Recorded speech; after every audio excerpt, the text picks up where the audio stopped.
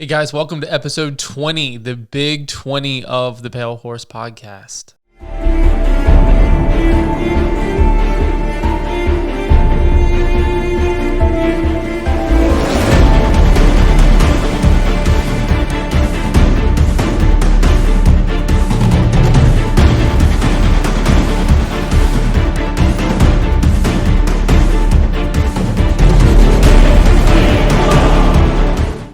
All right, so I'm happy to be back, episode 20. I know it's been a while. We kind of took the holidays off and into the first year, and it's been crazy around here at Apex, of course.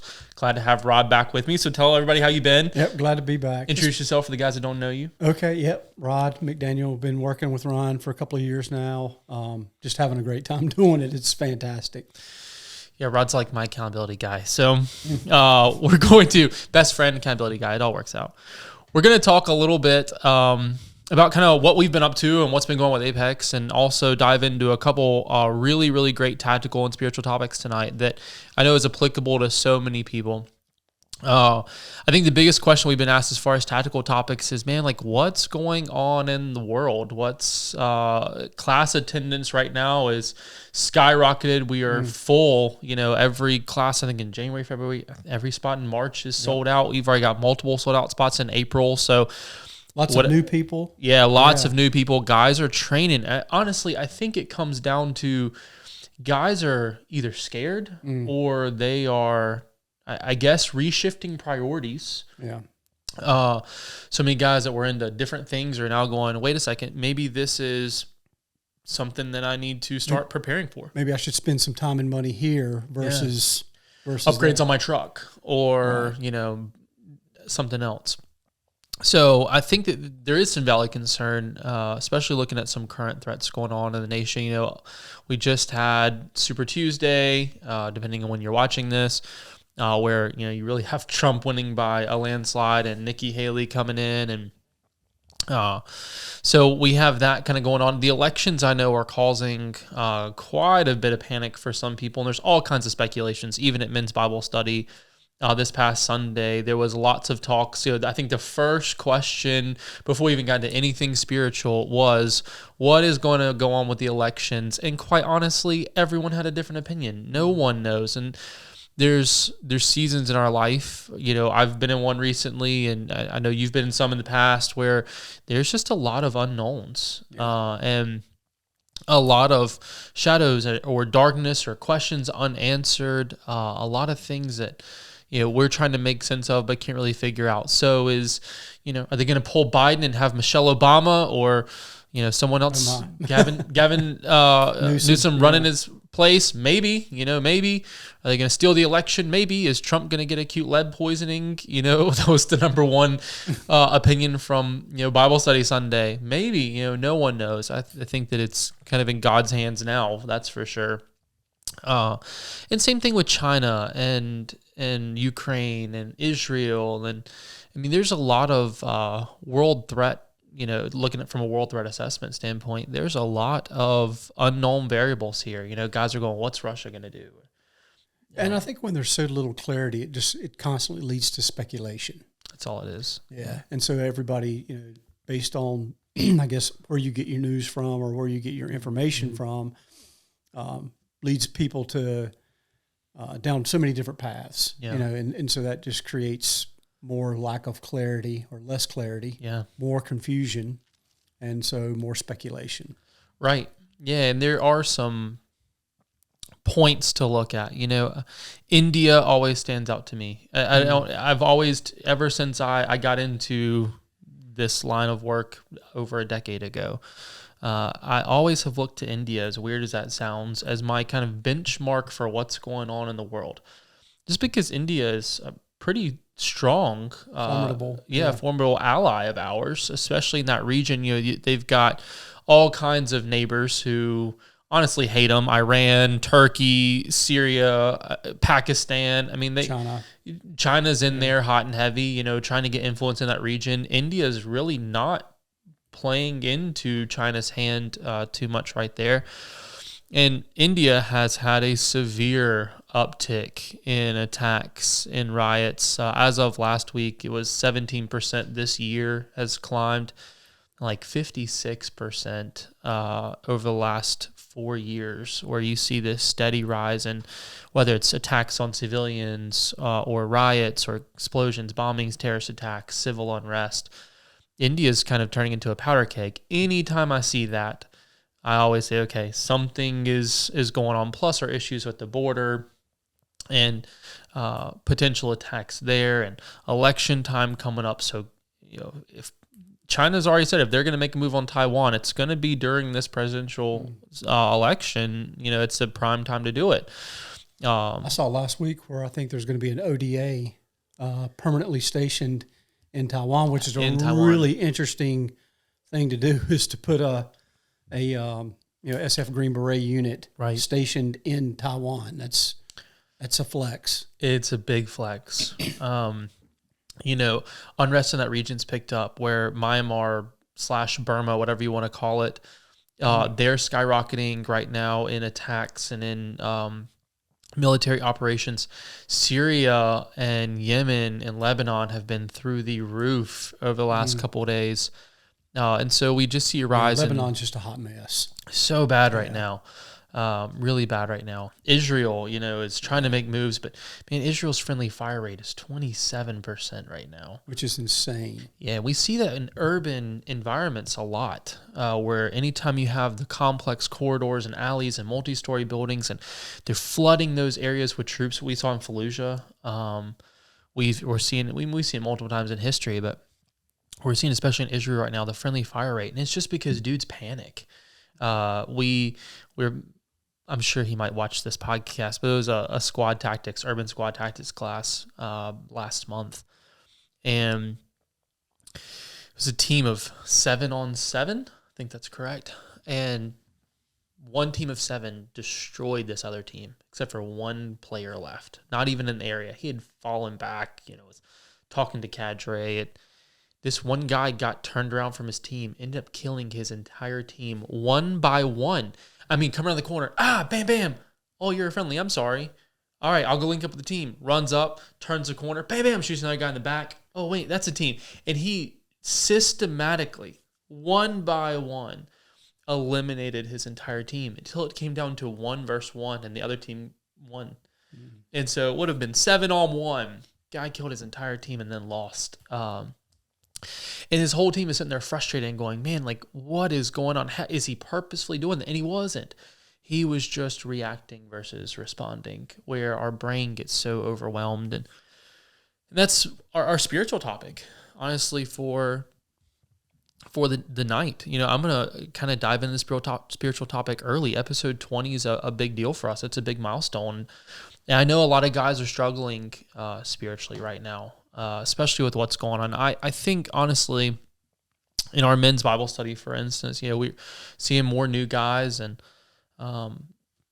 more guys being honest, more vulnerable, transparent, maybe is a better word, showing up eager, because they're realizing that the way they get through life, honestly, is not more equipment, more guns, buying more stuff. It's honestly working on yourself.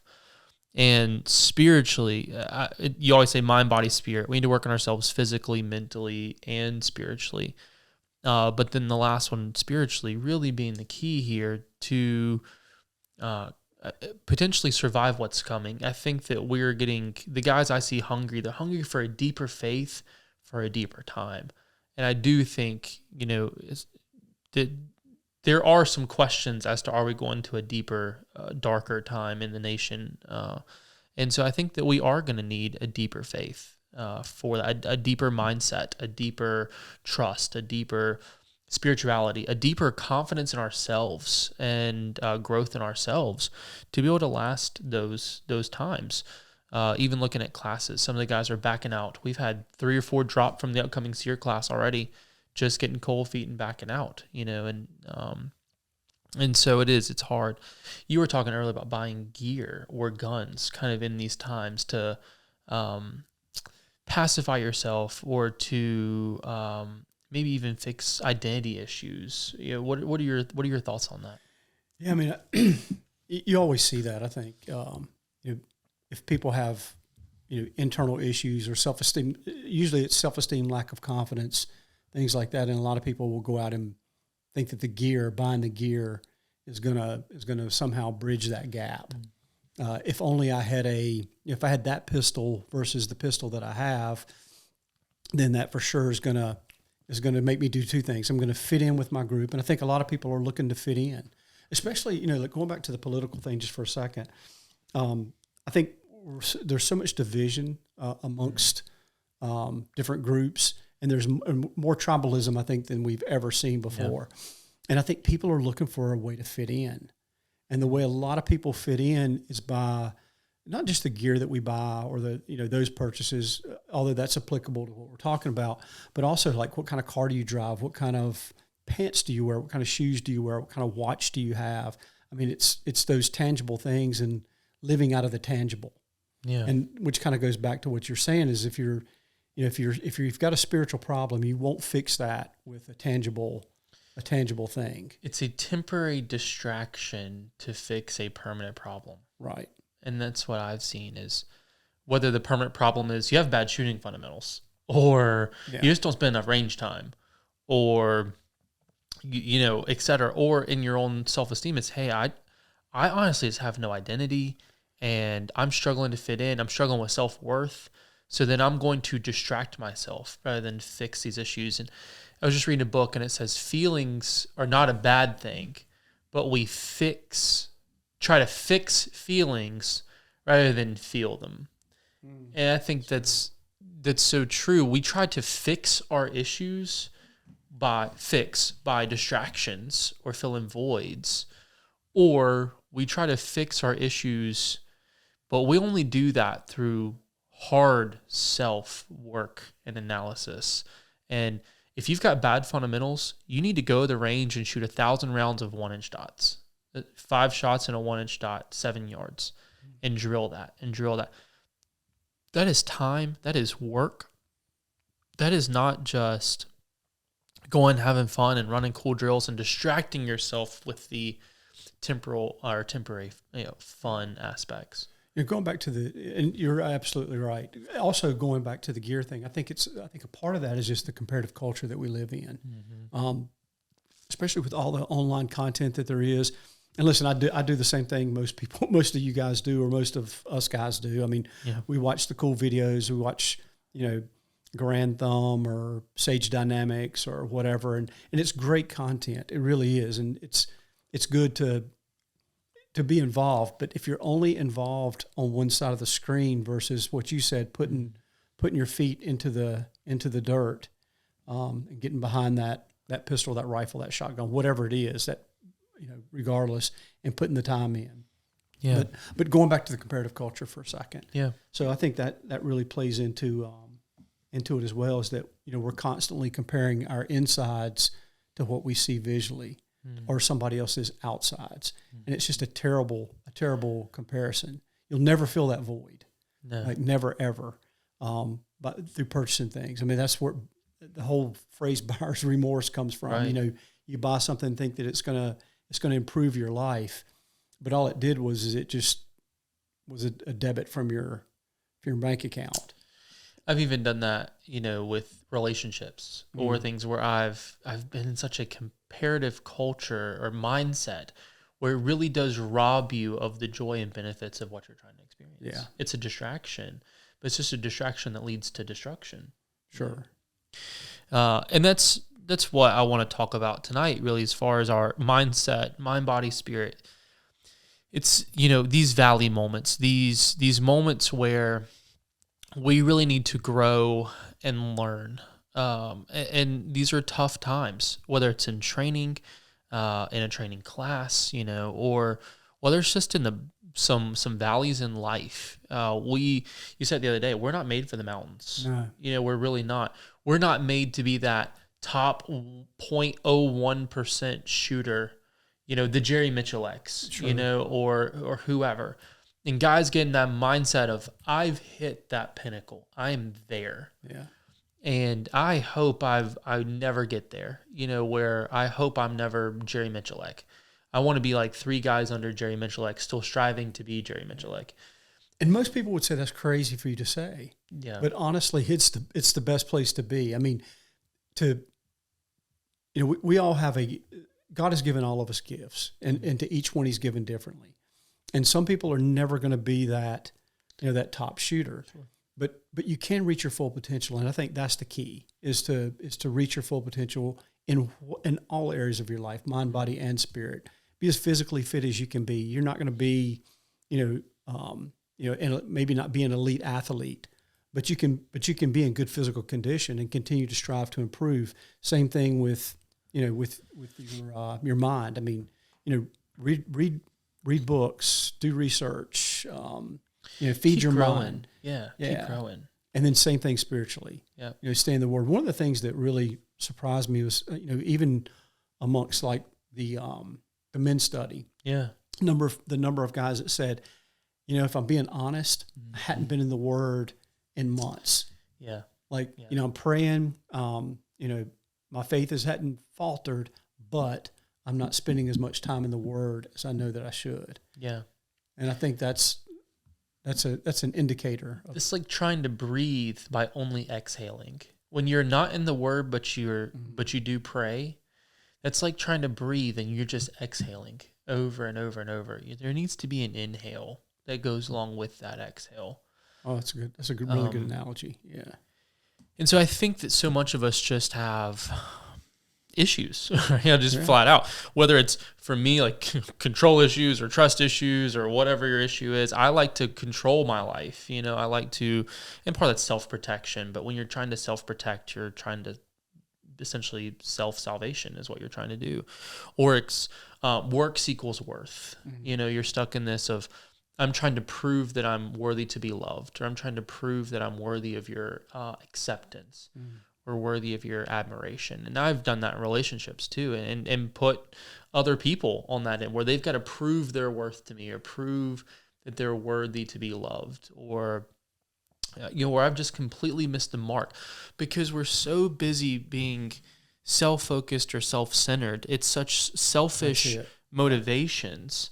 And it's no different than guys that don't want to take a level 1 class, or it's self-centeredness, or and it's selfish motivations rather than loving out of devotion or having a relationship out of devotion. We're trying to just fill needs and fill voids, and then it can't be love because it's all needed. I screw that up still all the time, but it comes back to what is our reactions versus what is our responses. Are we reacting out of need and reacting out of selfish motivations, or is our response, right, them first, the situation first, above our own sake? And so much of that takes work. Responses take work compared to reaction. If I've never taken a self-defense class and you swing at me, I'm probably going to flinch and do something, and you're probably going to make contact.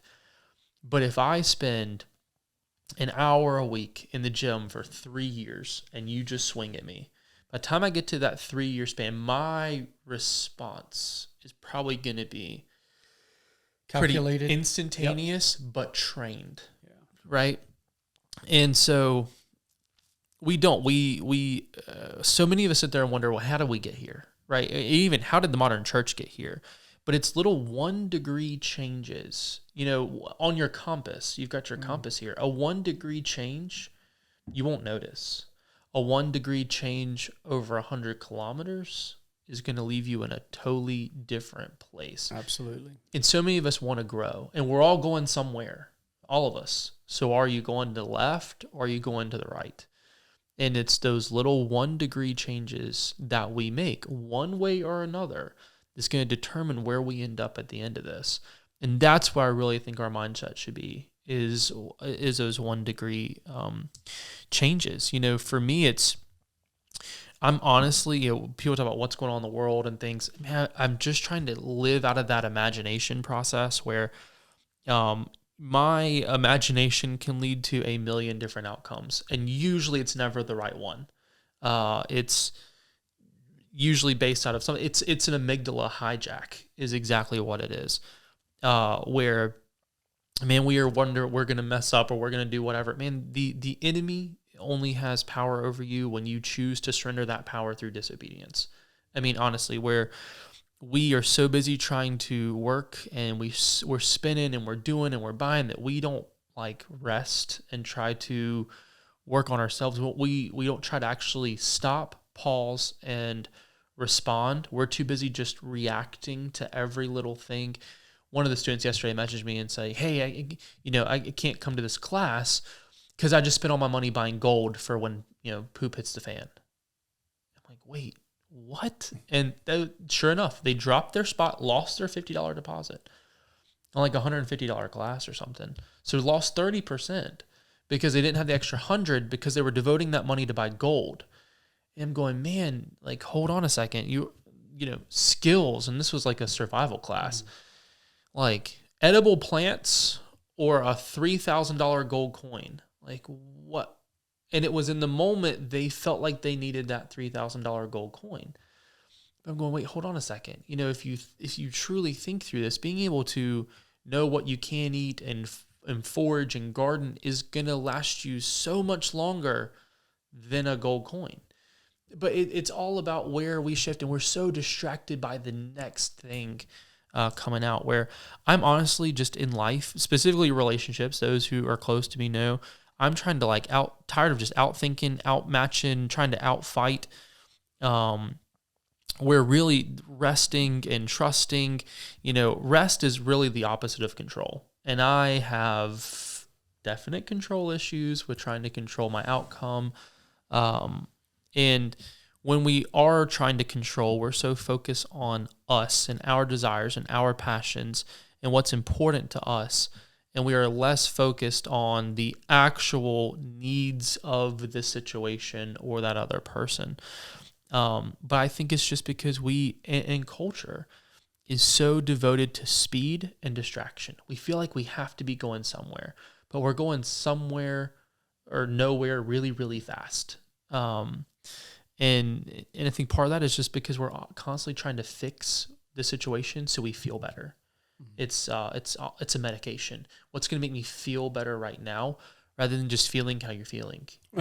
We say it all the time. I mean, most people will never reach their full potential because they'll never push themselves beyond a point of comfort because we're so comfort driven. There it is. And then the other part is that most of us will give up what we want most for what we want now. Yeah. And so we're short-sighted, and we'll do the thing that's going to give us immediate, I guess, gratification, but not deep heart gratification or what actually matters. Yeah. Fulfillment's a good word. Yeah. Yeah. We aren't willing to let go of the things that don't matter to focus on what does. And I said, we're going to have these valley moments. Psalms talks about valleys a lot, and we'll get to that. But valleys can be anything. Low points in your life, times of confusion, uncertainty. And we all are going to go through valley moments. And if you're not in one, then what did you always say? You're either going into a storm, in a storm, or coming out of a storm always. Coming out of a storm, about to go into another one. Yeah. Where we want to live on these mountain moments, the tops of the roller coaster. Yeah. But that's the point of a roller coaster. You can't stay there. We weren't made to stay there. Our faith wasn't made for the mountains. Our faith was really made for the valleys. And even guys who are freaking out about what's going on in the world, coming up, man, those are valley. We right now in America are in a valley. And we might not be in the bottom of the valley, but we're definitely in a valley where there is shadows and confusion and chaos and what ifs. We as a country are certainly not on a mountaintop moment. That is for sure. And so many of us don't want to stay there. The valley season truly is about surrender. To actually make it through the valley season well, it really is about surrender. And we are just simply not willing to let go of some of our counterfeit comforts. We're not willing to let go of some of our feelings. We're not willing to put in the work. The sooner that we realize that we are not in control of the valley moments, the better off we're going to be. And 100%. I say there's three things. Do what you can do, right? So in regards to prepping, right? Do what you can do. Don't just sit back and go, well, my neighbor down the street will take care of me, or I'll go to Ryan's house. It's a common one that I hear. No, do what you can do. That's number one. Number two, give God what you can't do. And then number 3, trust no matter what. And those are really the 3 things that we can do, where our amygdala hijacks in these moments. And our amygdala hijacks. So the amygdala is completely irrational. The amygdala in your brain is what takes over in your fight or flight response.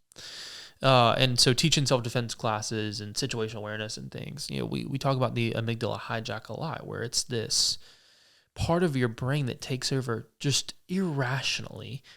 And the amygdala is trained. There's neural pathway developments trained. And what it's based on is memory, emotion, and arousal. Those are our 3 things that feeds our amygdala. And it wires us to think a certain way. It wires us to fight or to flight, or rarely to freeze, but to fight or to flight in a certain way. And so we almost become programmed or trained, where something in life, right? Let's say my ex cheated on me with a guy that she met at the gym. Now, every time, new significant other, right? I'm not talking about myself. I'm giving an example of a student that was counseling me, or I was counseling. Every time that his new girlfriend went to the gym, he freaked out and panicked, right? It's not that she's doing anything wrong, but we think that, right? Because our amygdala, every time she goes to the gym and she's a little slow to respond or something, he's panicking. So he's like, I want to go to the gym with her, So he started going to the gym with her. Great, whatever. That's really not that's a fix, not a feel kind of thing, where that really doesn't fix the issue. And the issue is, hey, dude, you need to work through that. And I have my own, especially in relationships. I'm not dating anybody, or anything, but we have our own things where I'm not, because I know I'm in a season of I need to fix things. Otherwise, these are going to keep, your amygdala is going to keep hijacking and reacting to a certain thing. And hell, and the enemy definitely uses these emotions and the amygdala, again, if you allow access, where we start to think the completely most irrational things.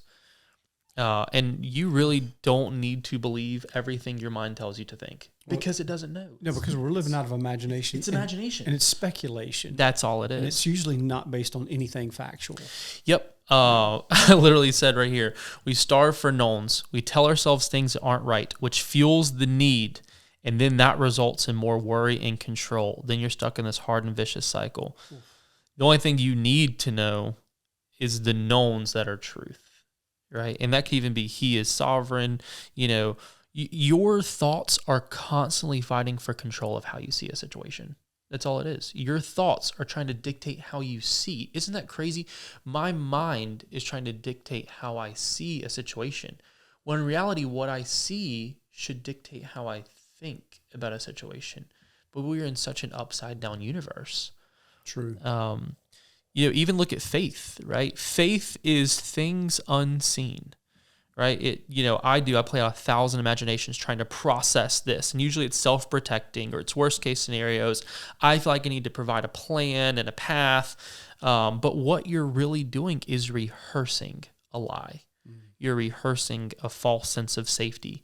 And that really is the opposite of faith. Or revisiting that's past a good conversation. One. A past amygdala pathway. And I see so many people do that, where they will have that conversation that they had with the person in the grocery store that wasn't a good exchange.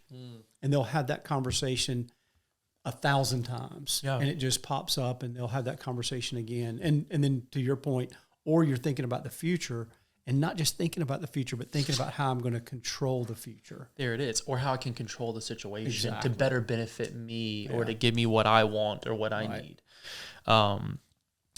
Imagination can be a good thing. God gave us an imagination. God gave us imagination to say, God, like I can imagine the goodness, that you could bring me. I want to imagine the good things. I want to imagine the healing, the families reunited. I want to imagine that.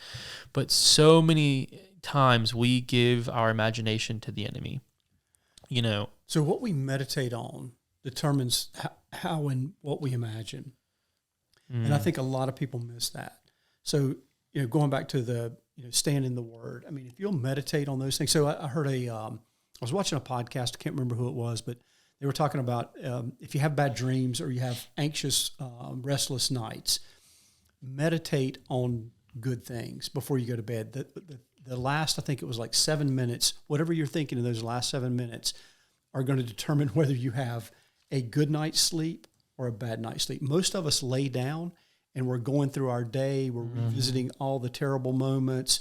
We're worried about the future or what am I going to do? But if you'll just stop and like dismiss that and send it back to hell, which is where it came from, right, and then just meditate on good things, then it really does something to the human mind and to the spirit. Yeah. It puts us in a better place. So the only way we can do that is through meditating on, truths, good things that uplift, encourage, and build up. Yeah. That's so good because it's true. Rather than imagining, what God can do, we imagine worst case scenario or worst possibilities. Then we're rewiring our brain. If you were to give God those irrational fears, take them captive, you'd be amazed at how many of them would stop, and how many of them wouldn't be true, wouldn't hold up to the litmus test of truth, right? Our minds are going backwards if we let them. They're sending you backwards or spiraling you backwards. And that's why I think so many of us talk about renewing our minds. We have such strongholds and footholds and strongholds and everything that control our life and the way we think that are used by the enemy. And ultimately, we can't control what happens. We can control how we see it. That's the thing is we can't control life, but we can control how we see it. Now, we can control our perspective. I'd like to throw in there also how we see ourselves. That's a good one. That's because I think I was talking to a buddy and he was down on himself. He had done something and there were consequences from his actions and he was beating himself up pretty bad. And I said, man, you would never ever talk to a stranger in Walmart the way that you're talking to yourself. Like, how can you do that? But I think it's just I think it's human nature to dwell on or to relish in the negativity and in the past when we really need to build ourselves up. And when you build yourself up, you're able to build others up. And I think that's one of the keys, I think, to having a good emotional intelligence, just having a good mindset where you can encourage others. Emotional maturity, great. Whenever I go to the grocery store or whenever I'm out in public, I try to find at least 3 people to like uplift. Like even if it's just, hey man, I hope you're having a great day, or how are you? Man, what a beautiful day. I mean, just a word of encouragement. Say those things to yourself as well. Like speak truth to yourself, speak life to yourself, because the things that you say to yourself, you're giving life to. So just be sure that what you're giving life to is something that builds up, encourages, etc. That's true. And it comes back to a transformed mind, and I love how you said, encouraging others. And I always said, back in, y'all can look at some of the earlier podcasts where it really took God shattering my cup, putting it all back together, filling in those holes so that I'm not constantly draining from other people's cups. I'm able to get filled and then overflow. Because you're not living out of brokenness. Exactly. Yeah. And I feel like I'm back in that. Rod knows. Some of y'all know. I feel like I'm back in that cup shattering back on the potter's wheel season of my life the last, couple months. Hence, one of the reasons why I've had a podcast. And they're really tough valleys. They really are. But if you would spend the time in those valleys, and I'm talking to myself right now in the moment, if you would spend some time with those valleys, spend some time on the potter's wheel, you really will come out on the other side able to hold what it is he wants to do, better to be more of use to him and better for others, rather than remaining this cup that still has holes in it. Enjoy and celebrate the valley. Instead of damning it and condemning and having that negative mindset of being in the valley. Valleys are beautiful places. I mean, there's usually water there. We hate them. Exactly. It's a tough place to be. Yeah. But once again, I mean, I think we were definitely made for the valley. Oh, for sure. And it's these times where how we see the valley and how we see the situation really does matter. Some scriptures I want you all to go through now. Romans 8:5-6. Romans 12:12 is another good one. Where so much of it is about patience and trust. And, what 1 Peter 5 comes to mind, where we have such a lack of faith and control and humility, and we try to become the fixer and the giver and the worrier, and we're pouring out of empty cups, and, rather than letting him do his job. And that's part of it is just resting in him, focusing on him in these valley moments where, we don't rest. The Sabbath was created for man. It's really why the Sabbath was created. And we don't think about the Sabbath being as key of a command as don't murder, don't steal, don't cheat on your wife. Yet the Sabbath is in the 10 Commandments, no different than those are. But we don't take these rest moments. We don't take them as seriously. Resting and spending time with him, we don't take as seriously as don't steal, don't cheat, don't murder. Yet in God's eyes, and he knows it's because of the importance of these valley moments and being with him, is really going to shape the way that we see our lives. It's going to shape the way we react to others. It's going to shape so much of that, where we worry, and what you're worried about, you are not trusting God with. And I'm like, that's me to a T right now. And whatever we focus on, we magnify. We blow up in our brain. And so it's like taking a magnifying glass and holding it over this piece of paper. It's all we're going to see in front of us. If we do that to him, it's going to be great. If we do that to this situation or the negative things in life, and so many of us focus on the negatives about ourselves, about others, about the situation, all we see is negative, and it transforms your brain to think that way. Because we're so impatient. Yep. It is a big part of it. Yep. So we feel like impatience is the opposite, I think, of rest in this case, in that we feel like if we're not staying busy constantly, like if I'm not constantly doing something or working towards something or trying to achieve something, it's work, instead of sometimes it's rest. Rest can be as beneficial, if not more beneficial, than hard work. So I know Justin Stevens did a podcast on physical fitness, and one of the things that you have to do in order for your muscles to grow is you have to rest your muscle. You have to give it time for growth, and I think we miss that often. We feel like we should be so busy and working continuously, and if we're not doing something, then we're doing nothing, and nothing is non-productive. But it's just, once again, I mean, that's just not the way that the universe is set up. We need rest. Yeah, we do. And restoration. Yeah. And that goes back to our main Bible story for the night, where in these resting moments, right, it's a difficult season. We give up hope. We focus on ourselves. The Spirit's been working really hard in me the last couple months with deep deception and realizing I'm far from perfect and learning and growing. And I mean, growing is hard. And, Philippians 4:7-8, it talks about how think about things that are holy and just and pure, and, think of these things, right? All of that, the thinking, all comes before Philippians 4:13, which everybody knows. I can do all things through Christ that strengthens me, right? But how does he strengthen you? How can you do all things through Christ? Go back a couple verses. It's what you think about, and that then determines what our actions are and how we're driven by our actions. Our thoughts really do drive our actions. Actions drive behavior. Behavior then drives our life, right? It's those small little things. And so, think about Titus 2, we don't act out of fear. Take the hard road, 2 Corinthians, flip to that a second ago, 4:18. If y'all are unfamiliar with some of these verses, I would highly suggest you look them up, And we can put a link in the comments. Yeah, we can. Yeah. And I'm going to have Britt actually link some verses and some songs at the end. But, this valley life, as I'm going to call it, for my issue, it's I don't know. I want to know. I want to plan. I want to predict. That's my problem. I'm always trying to make sense of it, And it is. It's a holding on to the control. It's and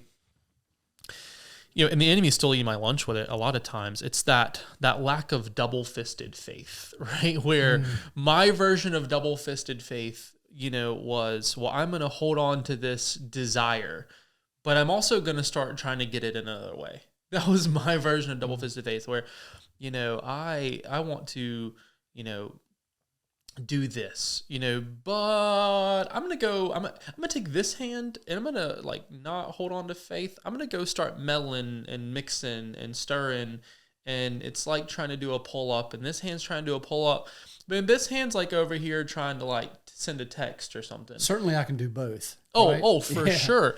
Instead of concentrating and meditating and and giving yourself fully and wholly to that thing. Right. I had a I had a student actually, and you know, I won't name names. A couple weeks ago, he called me and we were just talking about some life things. And I said, well, "What are you doing?" He said, "I'm in a season of singleness. I'm waiting and you know, trying to work on me, take time, heal from past relationship. She had cheated on him, and you know, just really ended poorly. He took it really hard. And he's a great guy."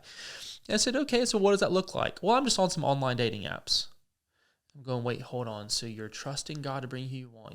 And I mean, I can tell you, I do stuff like this all the time, where it's that double-fisted faith is not the double-fisted faith we're called to. We're trying to rush right through these valley moments. You know, I mean, it's impatience. Even Paul struggled with that when he said, you know, "Why do I do the things that I know I shouldn't do and don't do the things that I know I should do?"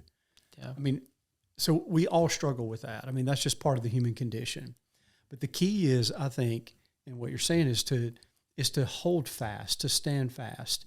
And when you set your mind to something, like give it everything that you have while you're doing that thing. Like, and we don't. Well, we for sure don't. Because we want to half do this, expecting to get full results, and then we immediately skip over to the next thing or skip to something else. All the time, most of the time, we're trying to fill a void. That's all it is. Yeah. Yep. It's all it is.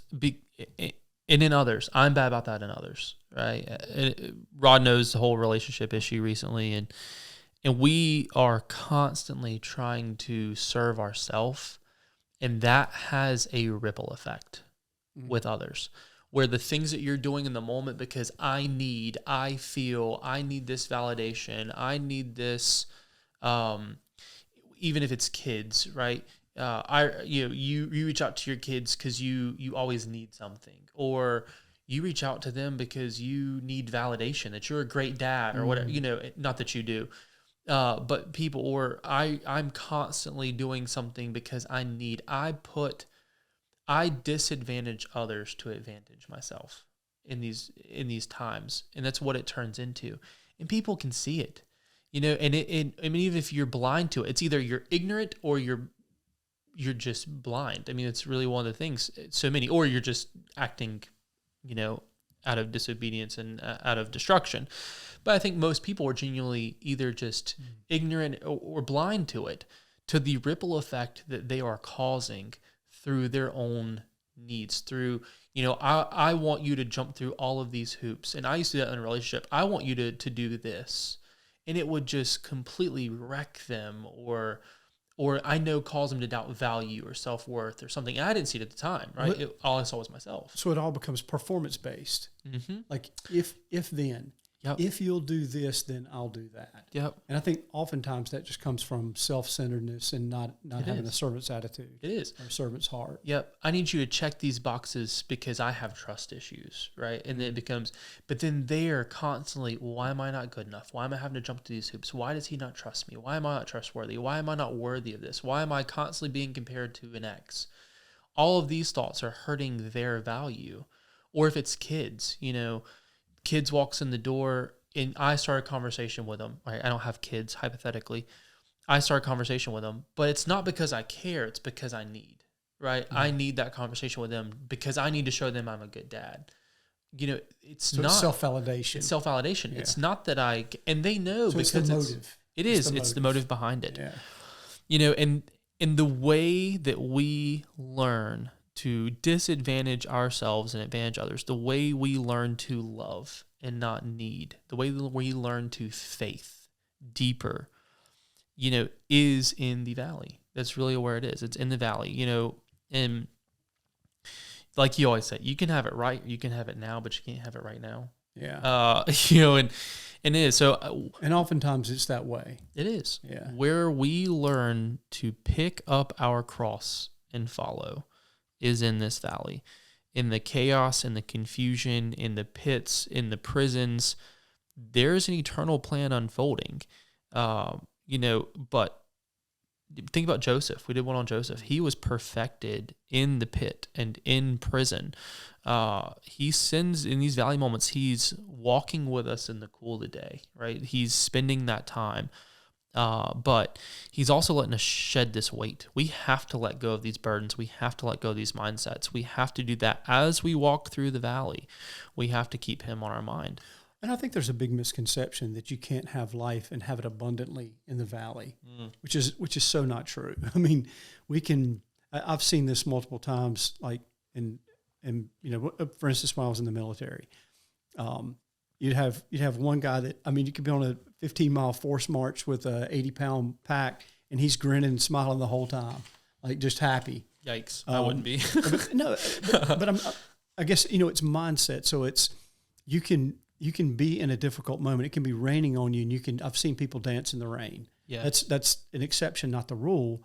But the point is that if you've got the right heart attitude, and you truly have trust, faith, hope, trust, and love in your heart, I think we can overcome the adversity in the valley just through our the beauty heart of our posture. spirit. Posturing posture. up. Yep, love that. So the valley is not a place of doom and gloom. It may feel that way sometimes, but how we respond there it is. to the valley moments makes all the difference. There it is. So what is the valley, right? The valley is between two mountains. Go back to Land Nav 101. What is a valley? It's between two hilltops, right? And people think it's glory to glory, and there's just nothing in between, right? It's high moments in our lives to high moments, and it's still low points, right? And it can be, right? It can be, or it could be where you're going from and where you're going to. You've got to cross that valley, and we want to run, rush, bum rush, avoid, take a helicopter from one mountain to the other, the valley. So, and I think that plays right into, the 3 E's, which is exposure, experience, expertise. It's a lot like that because we want the expertise immediately. We want the big car, the big house, the fancy things. We want those things without any cost to us or with the least amount of cost possible. Ooh, that's good. But it's just like with learning something, like you were talking about with training. You get the exposure, and that's being exposed to, or some information is presented to you. But then you get experience, and the experience is the valley. Mm-hmm. And so that's where you're going to live out your faith. That's where you're really walk it out. You're going to walk it out, and that's where you're going to grow. And that will lead to expertise. And that's where we want to be. Exactly. That's change that's going to last. Exactly. I don't have to revisit shooting fundamentals. Not that I'm calling myself an expert shooter, but I don't have to go revisit fundamentals. Because you've had the experience. Exactly. And now I've got the expertise with it. Right.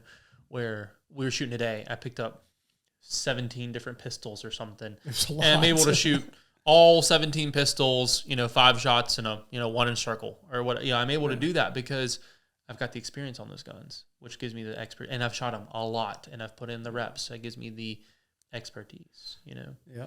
But you're right. But if you hadn't shot one as well as the other, that doesn't define you. Mm-hmm. Right. Doesn't mean a bad shooter. Or if you have a bad day, or if you're in a valley, I think the way that often, we want to introspectively, we want to look at everything. We want to internalize everything to the point to where that's going to ruin my day. If things don't go exactly like I had envisioned or had imagined, I'm hopeless. So if I'm not on the mountaintop, if I'm in the valley, oh my. Yeah. There's nothing that's going to change that. I'm just going to wallow in my misery. Yeah. I had on here a valley between two mountains, and it could be that it was created by you, by the enemy, by others, by life, or by God. He can create valleys, because that mountain that you're sitting on could be an avalanche or a volcano. You never know, right? And so nothing seems as it was. It is hopeless. It is nothing but a season, though, and that's what I have in my notes. A valley is a huge low point. It can be, right? And sometimes it's where we are, and sometimes, it's comparative to where we want to be, and we get in that comparative culture. And sometimes we're caught in a landslide and we get dropped into that valley, such as a medical diagnosis we weren't expecting. But I think it's in these absolute low points that our true character is revealed so often. Think about Seer, for instance. In those true low points, our character is revealed and then is able to be transformed. Where guys finish Seer and they are not the same people. They're changed for the better, right? Because they've hit these immensely adverse places and they're able to be transformed. And I think some of us are still who we are, or some of us even delay going into the valley because we have a hard time letting go of the mountain that we are, even though it's not the mountain that we know we're supposed to be on. And we, a lot of times we think we get our needs met on these mountains, and I think we just avoid valley moments. We think, well, we won't take Seer because we don't need it. We're good as we are, or it's going to be too hard, or I'm not ready. And these irrational thoughts or runaway fears, it could be a failing marriage. It could be anything that reveals these valleys in us. If you guys want some scripture on valleys, and I'll have Britt include them, I'm sure, Psalm 23:4, Psalm 139, Psalm 93. Psalms love to talk about valleys, but they also talk about mountains. On Fridays in the temple in Jerusalem, they used to sing Psalm 93 every Friday in the temple. And Psalm 93 speaks of floods, but it also speaks of God's sovereignty. Psalm 138, talks about valley moments. 139 talks about valley moments. And so it's hard to sing on a Friday. And I know this. It's hard to sing about God's sovereignty in the Psalms on a Friday after you just lived through Monday through Thursday. I mean, I know it is. So many of us have a hard time living through Monday through Thursday. And then we're going to sing about God's sovereignty during floods on Friday. But it shifts the atmosphere and it refocuses our mind based on what he wants. I always say a lot of people saw Jesus hanging on the cross on Good Friday as the ultimate valley of despair and defeat. When he hung on the cross, he was high and lifted up, in my opinion, and then come Sunday morning after, then there's that miracle. I think so many of us don't hang out in the valley long enough to experience the miracle on the next mountain. We get turned around. We get through, we run through it, we rush through it, we miss what actually matters. Or we get bogged down in it. We do. And we go back to the old mountain that we used to sit on. Or we get in the thorns and the mountain laurel, and we become absolutely like a deer in the headlights. Can't function, can't move forward, can't continue. I know for me, and lose hope. It is. I know for me, I want to run through it. Rod knows from training with me, I love to run a football, or operationally or anything. I am a go. Mission, task, goal, objective, always. Yeah, that is me. Yeah. I drive the team. I drive the football. And so I hate valley moments. I hate it. I want to know when it's going to be over. I am so ready. I don't even like long seasons of TV shows. I'll fast forward and watch the end. I mean, that's the type of person that I am. I hate the unknown. I just can't stand it. And remind me to never talk to you about TV shows. Yeah. You'll reveal it to I me. want to know what the end's like. Yeah. And I love in Psalms, and we know this verse, yea, though I walk through the valley of the shadow of death, I shall fear no evil, for thy rod and thy staff shall comfort me. We know this verse. Everyone knows this verse, even if you're a non-believer. And it stood out to me. Yea, though I walk. It doesn't say, yea, though I run through the valley of the shadow of death. It's, yea, though I walk. And so many of us do anything, the rod and the staff. The rod was a shepherd's hook that pulled you in, right? Or the staff. And then the rod, can fend off. It's where you rely on him to lead you, guide you, and protect you. As you walk. No, fam, that ain't me. This twig snaps and I'm like, Dash from The Incredibles, I'm gone, right? And I hate that. But what you end up doing is you end up turning off God's GPS and you turn on your free will. And you say, nope, I'm going to shut the GPS off en route. And you rely on yourself. You don't rely on God's compass, and the Word is your map, and God is your compass. You go, that looks right, and it's all about how fast can I get there? Exactly. Yeah. And when we're only moving at that speed, we can't process or appreciate any of the things along the way. Yep. And there's so many lessons, once again, not to be redundant, but there's so many lessons to be learned in the valley. It is. It's a great place for growth. It really is. I would say I have in my notes, the valley has shadows, dangers, darkness. It's hard to see. There's confusion. There's enemies.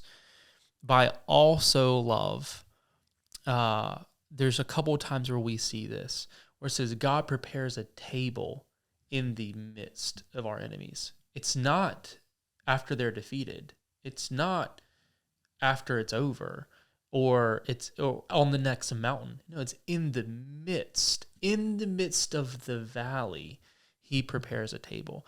I also love when the Virgin Mary ends up getting the news that she's going to deliver Jesus. It says that she is overshadowed, right, with this. And so those shadows don't always have to be bad things, right? But we see them as such, or these enemies. We're surrounded by enemies. I said he uses the valley moments to fill us and then heal us. But the worry makes us hurry. We need to slow down in these valley moments where we don't need to run. Run to other things, distractions. It doesn't go how I planned, so I'm going to immediately run to this next thing. Versus staying on azimuth. Versus staying on the azimuth, exactly. We do not wait on his rod and his staff to pull us and protect us. We get off, and then once we get off the path, we then get devoured or we get lost because we have no one to protect us. We are self-consuming, or we're consumed by the next thing in this consumer society, this microwave society, and we miss time with the shepherd in the valley. We run to him, but then we blow right past him. That's me, pass him. So I think the mindset is if we ever want our cup to run over, we first have to walk in the valley.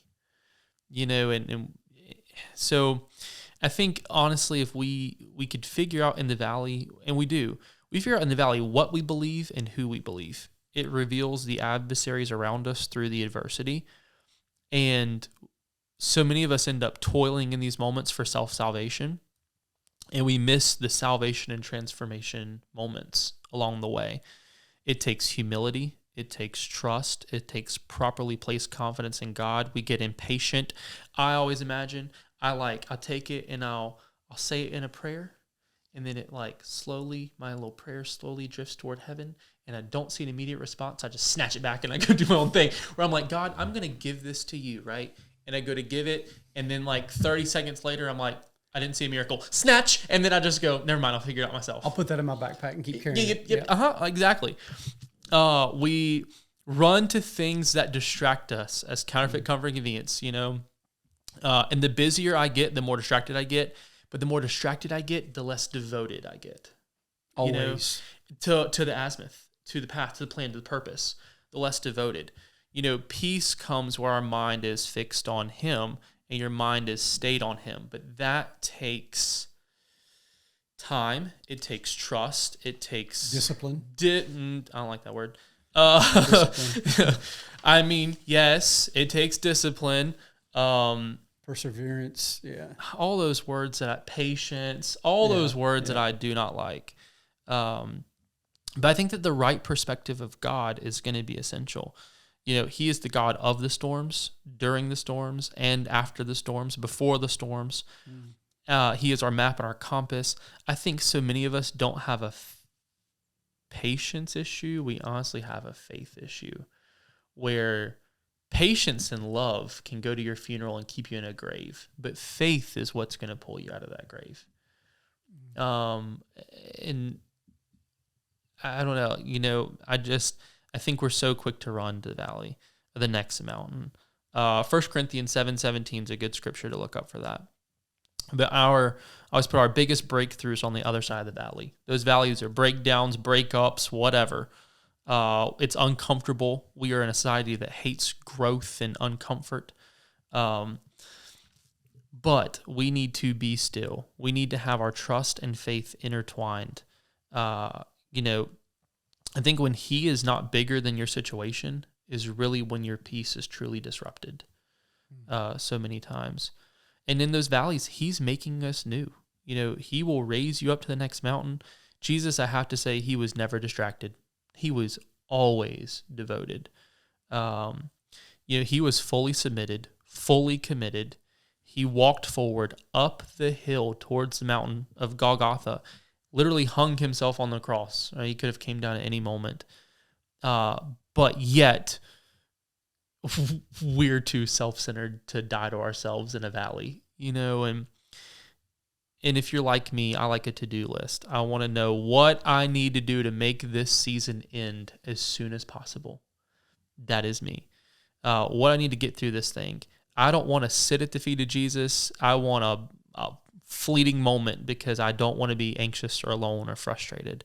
I don't want to sit down and breathe. I want to work and stay distracted and stay devoted because I'm proving something all the time or trying to self-save all the time. I think that describes a lot of folks. Yeah, it is. Especially in the climate and the culture that we're in. Yeah, and honestly, it's a distance from God when we do that. It's so weird to me. Just hit me. Distance from God was our portion prior to Christ. Distance from God really was our portion. And he literally sent a Savior to go the distance to save us and fill in the gap of that distance. But yet, we don't want to walk with him in the valley. The one thing he died to restore, we choose to go a completely different way. And then, honestly, kind of make it all for nothing, for lack of a better word, because we don't want to sit through it. We don't want to let go. I just think about the Israelites, when they were about to go into the promised land finally after 40 years. God told them to go and circumcise themselves. And they were like, okay. I mean, that they had been in the valley for so long that they were able to literally, so to circumcise is to cut away from, to cut in these valley moments. Think about it. You're cutting the flesh out of you that's holding you back from your next promise. That much flesh is holding you back from your next promise. And they're willing to do it.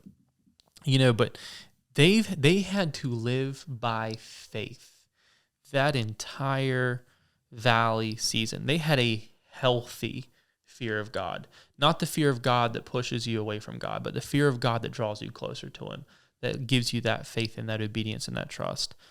And we don't die to self, that is for sure. In the valley, I said we want the blessing without the miracle. Or we want the blessing, and the miracle without becoming the master in the valley. He uses these times to transform us. He uses these valley moments to teach us, to train us, to bear our cross. He uses these as proof of his goodness to us, right? Being led through the valley. It's about submission. It's about a right heart posture. And, we see these valleys walking with him through these valley as adversity and affliction, rather than a sweet moment in Eden walking hand in hand. But we are so quick to diminish our valley moments. I don't know, I look at the Hebrew word for wait. Hebrew word for wait means to be intertwined, to be in sync, to be in step. And the word wait right there, that intertwining, where if he waits, you wait. If he walks, you walk. If he goes left, you go left. If he's pulling you, You're going willingly. You're not kicking and screaming. That is how we go the extra mile. That's how we get through this valley process. Of being truly yoked. It is. Yeah, just truly yoked. Yep. Yeah. A Belgian draft horse, I said it before, can pull 8,000 pounds. If another Belgian draft horse is yoked with them, they don't pull 16,000 like you would think. They pull 32,000 pounds. 4 times that. They go that much harder and stronger together. But we have to be yoked with God in these moments. And it's truly the pick up your cross and follow me. You're both, the crosses are your yokes. You're both moving in that servitude. And you're shedding other things in the valley. But it does take a lot of faith to walk through these transformation processes. And you have to have patience. You have to know you're not walking along. You have to trust His timing. Whenever we teach, here's a tactical tip for you. Whenever we're doing visual range estimations, targets that are downhill appear further away. Targets that are uphill appear much closer. And so many of us think that the valley ends. We're looking at that mountain uphill. We're going, it's so close, it's so close, it's so close. And yet, we still have a significant amount of growing time before we can reap that harvest. But we cut it too short. I do. I'm talking to myself right now. That was for me. I think we're so quick to let the circumstances around us affect the attitude within us.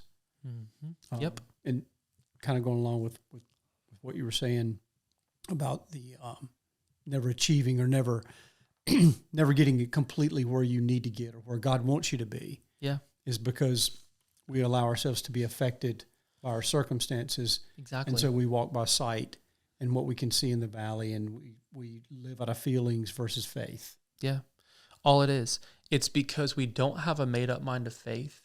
And sometimes that made-up mind of faith is literally minute by minute. I find myself second-guessing this stuff all the time. I'm going, wait a second, I just worked through this 5 minutes ago.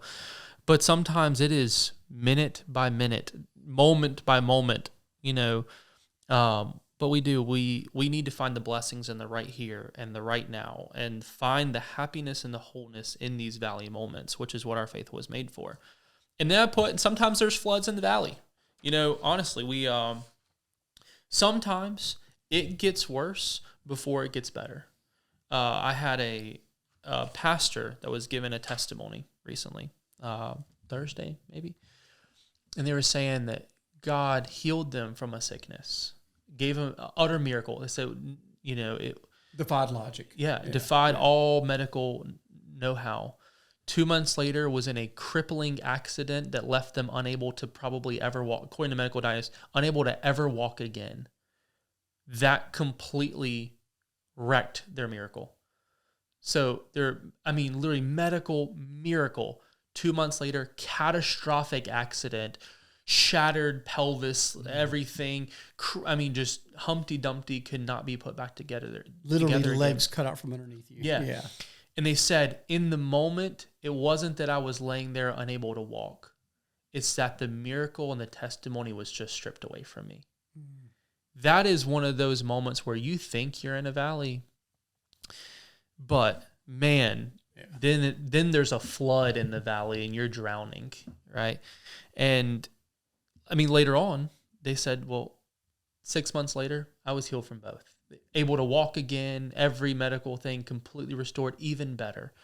Where, this water can be a symbol of life, the water that you drowned you, or a symbol of death.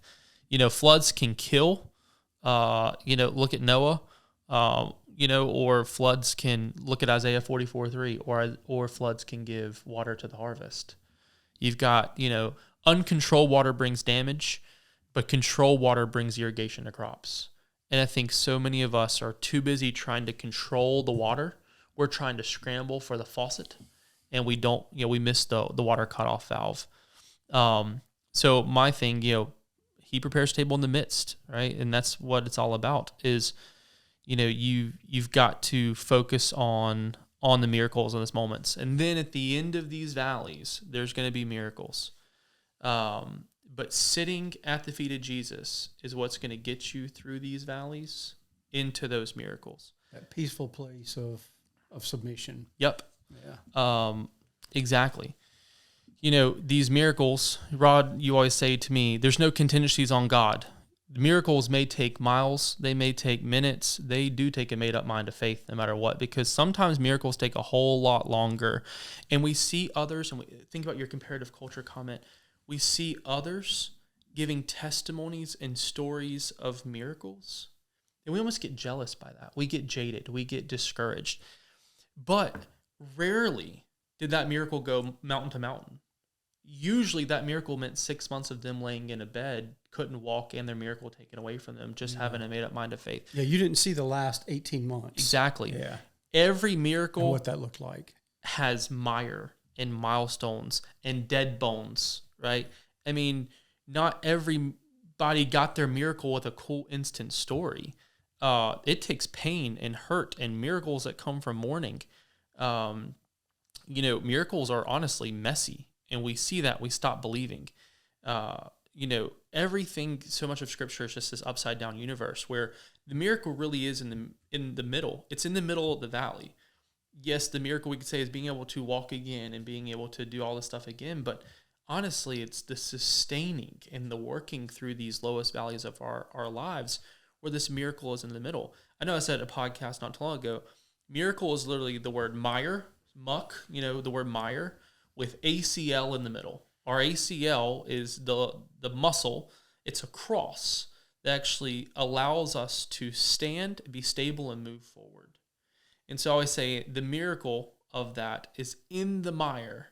There stands the cross, which allows us to be stable and propel ourselves through that. And the greater the pain, sometimes the greater the promise if we persevere. But you told me, you said God does not respond to need. I don't remember if you remember saying that a while back ago, but I wrote it down. He responds to faith. My miracle is not a fixed relationship. It's being in the middle of this flood, not drowning. It's him loving me enough to never leave me, but loving me enough to not leave me how he found me. That's the miracle. It's coming out of this flood, grasping his hand, and miracles can be so unique. We don't know the pain of someone's miracle that we get so comparatively contrasted to, or we just see this great miracle and we go, well, God can do it for me. He absolutely can. But you don't know what kind of pain it took to get that miracle. Judges 13 is a good example of that. Judges 13, it's the tribe of Benjamin. Benjamin's known as the tribe of the right hand. Yet the deliverer who he sent was left-handed in a right-handed tribe. That's not who they thought. A shepherd boy to kill Goliath. Unconventional miracle, right? An old man to father the generations. Unconventional miracle. Joseph, murderer or people, being deliverers, where Joseph is the cast down brother, yet he saves the family. You have Moses being a murderer and then, ends up trying to deliver this nation. And, just so often it's so upside down. It is, you even said, well, he was left-handed, but left-handed is your unclean hand, where we are. The woman at the well is the first person that Jesus revealed himself to. I mean, if you think about it, what? It's so upside down. God sent snakes to the people of Israel. I love it. Sends snakes to the people in Israel whenever they were complaining in the wilderness. And then he could have literally taken all the snakes away. But instead he said, no, I'm not going to do that. I'm going to give you a miracle. I'm going to give you a staff that when you look at it, you won't die from your snake bite. So he could have just commanded the snakes to go away, and that would be a miracle.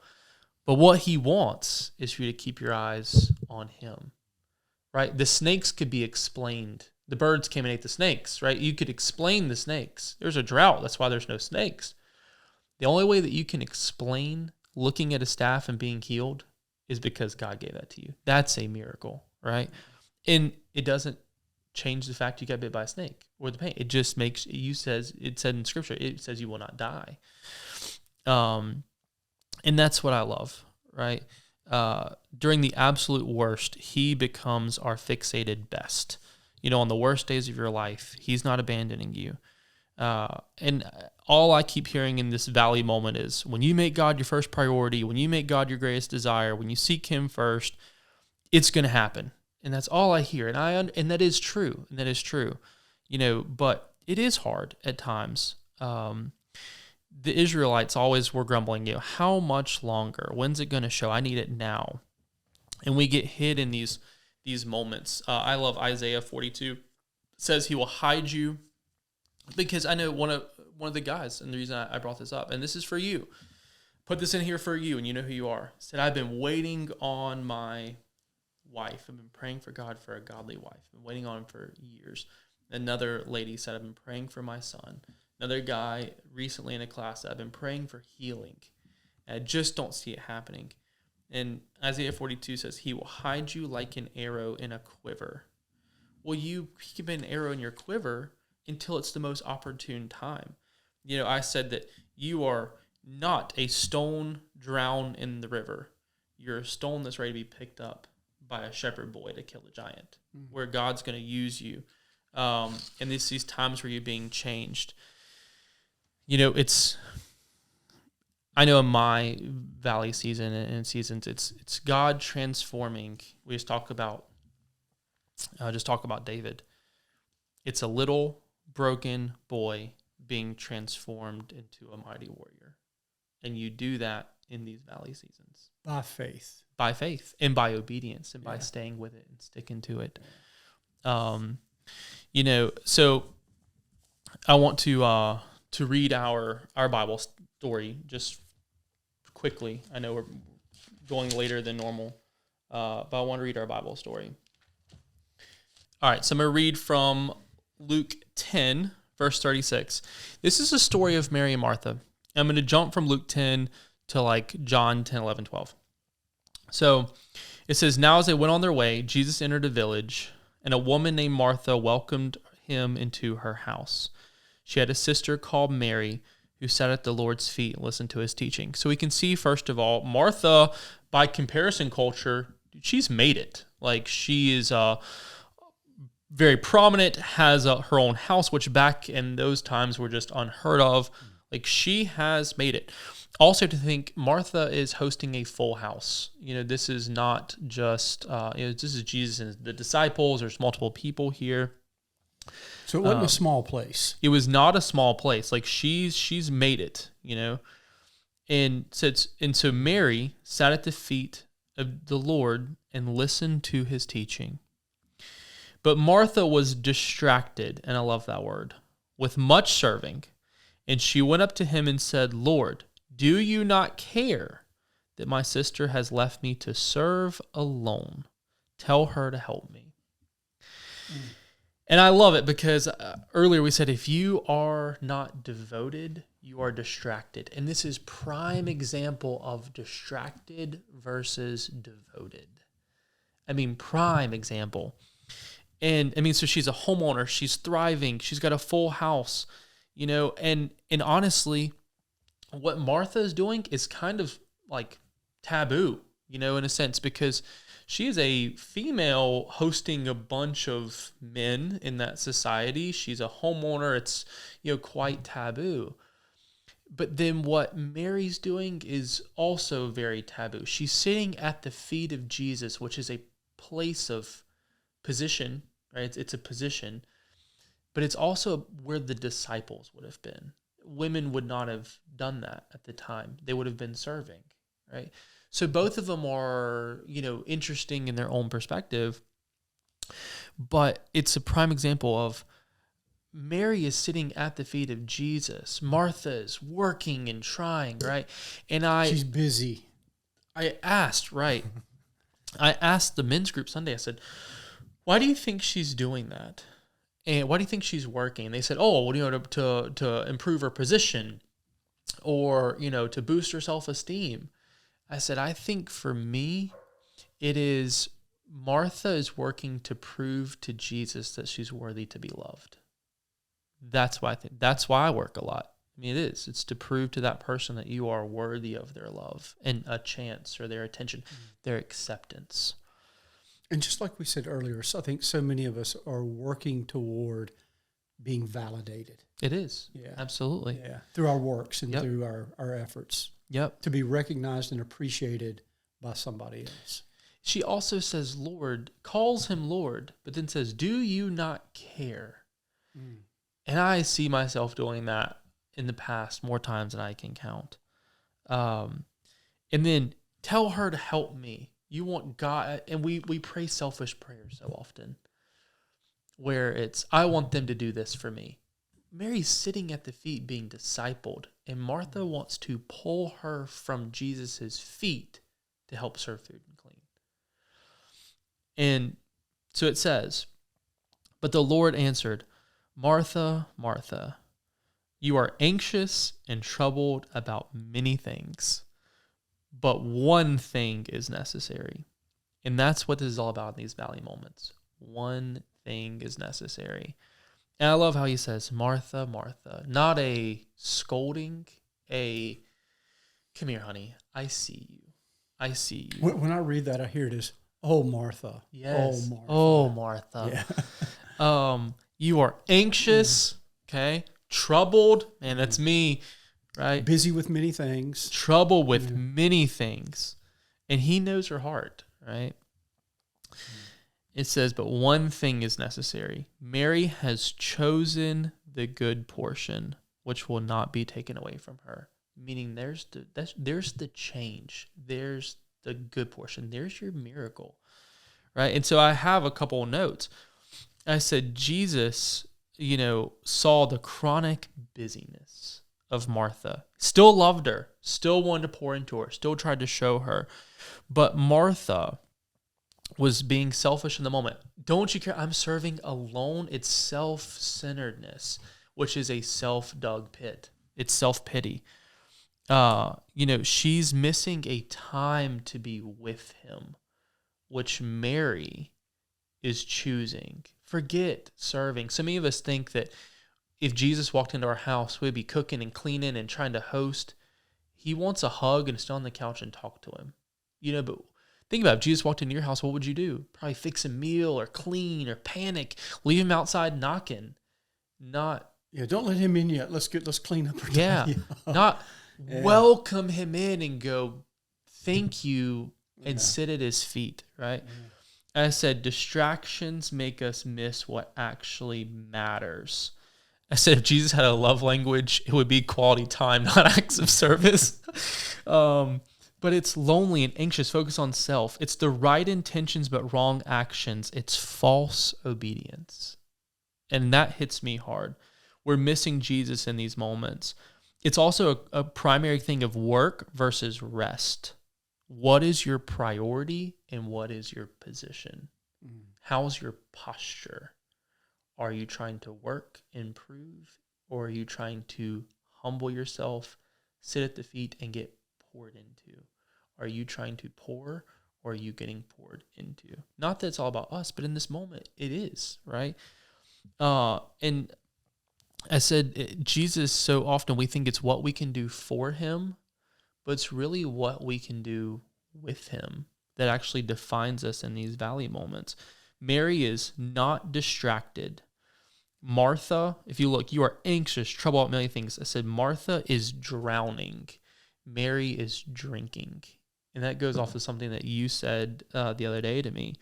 Mary is becoming a disciple. She's sitting at his feet, right? She is satisfied and full of joy with just being at his feet. It's the thing about distracted versus devoted. So let's flip right over to John then.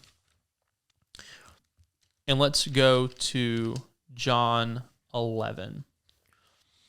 So Jesus leaves her house, goes on about his ministry.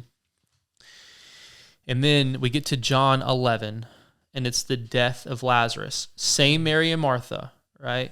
So it says, now a certain man was ill, Lazarus. It's the brother of Mary and Martha. In the village of Mary and her sister Martha, it was Mary who anointed Jesus with ointment and wiped his hair with his feet. It was that brother, Lazarus, who was ill. So the sister said, Lord, please come and heal him. Most of us have heard the story. And so we look at what happens where Lazarus, Jesus ends up not coming. I'm not going to read the entire chapter, but Jesus ends up not coming. Not right away. Not right away. And I thought, is that not a valley? Lazarus, the brother who they love, died. And you know what the flood is? Jesus didn't show.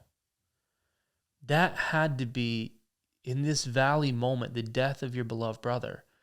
But then the flood, the gut punch, the it gets worse before it gets better moment was Jesus didn't show. So not only mourning the loss, but you're also the betrayal and the, what they think is betrayal and unanswered prayers. He could have, but he chose not to. Exactly. Yeah. And it even says, is there not 12 hours in a day? And there's all this talk. It says, now when Jesus came, he found Lazarus had already been dead in the tomb for 4 days. Bethany was near Jerusalem, about 2 miles off, and many of the Jews had come to Martha and Mary to console them. So when Martha heard Jesus was coming, she went out and met him, but Mary remained seated in the house. Martha, sweet Martha, is still anxious and troubled and worried and running. In this valley moment, she is running to the next thing she thinks. Where is Mary, the one who had spent time at Jesus' feet during these moments? Mary is sitting, right? And so it says, Martha said to Jesus, Lord, if you had been here, my brother would not have died. But even now, I know that whatever you ask of God, God will give to you. And Jesus said to her, your brother will rise again. Martha said to him, I know he will rise again at the resurrection on the last day. And Jesus said to her, I am the resurrection and the life. Whoever believes in me shall not die and shall live. And everyone who lives and believes in me shall never die. Do you believe this? And she said, yes. Yes, Lord, I believe you are Christ, the Son of God, who's coming back. So Martha even has some doubt here. And she questions. And Jesus has to correct it. So he said, when she had said this, she went and called her sister Mary, saying in private, the Lord, the teacher, is here and is calling for you. So Jesus then is called. Instead of Mary getting up and running, right? Mary is led to, God calls her, Jesus calls her by name and is led to him. And it says, she rose quickly and went to him. Now, Jesus had not yet come into the village, but was still in the place where Martha had met him. And when the Jews who were with her in the full house, consoling her, saw Mary rise quickly and get out, they followed her, supposing she was going to the tomb to weep there. Now, when Mary came to where Jesus was and saw her, and I love this, I'm going to pause right here for a second. No one followed Martha out. Martha was the anxious and troubled, the wild card. No one followed Martha. We all want legacy in life. But Mary led everyone to Jesus. And if you talk about pouring into others, to giving to others, Mary led them to Jesus. They followed Mary. And said, she fell at his feet, saying to him, Lord, if you had not been here, my brother would not have died. Where did she go? Martha ran up and, Lord, you, right? Where did Mary go? Mary ran up. Back to a place of obedience. And fell at the feet of Jesus. But why? She had been there, right? When Jesus saw her weeping, and the Jews who had come to her also weeping, he was deeply moved in his spirit and greatly troubled. And he said, where have you laid him? And they said, Lord, come and see. And Jesus wept. It's the smallest sentence in the Bible. Jesus wept. So the Jews said, see how he loved him. But some of them said, could he not have opened the eyes of the blind man and have kept him from dying? Mary moved Jesus' heart to weeping. Mary at his feet. How would you like to be such a disciple, so devoted, so in tune, so intertwined, that you lead others to Jesus, and then Jesus is so moved by you, such connection to you, that you moved the heart of Jesus?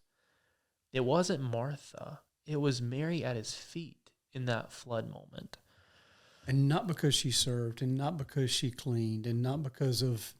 Exactly. But just out of her faith and her trust and her hope and her obedience. She didn't meet a checklist. Yeah. She met the connection, right? Yeah. And it says, so good. Then Jesus, deeply moved again, came to the tomb. It was a cave. A stone lay against it. And Jesus said, take away the stone. Martha, the sister of the dead man, said to him, Lord, by this time there's an odor. He's been dead 4 days. So you have Martha again, doubting. She's anxious. She's worried about the smell, right? She's still troubled.